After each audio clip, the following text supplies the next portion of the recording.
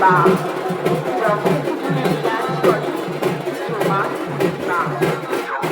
মহাকালী মা তিনি পরমাশক্তি, মায়ের অন্তমা জগতের সর্বত্র অনন্ততার রূপ।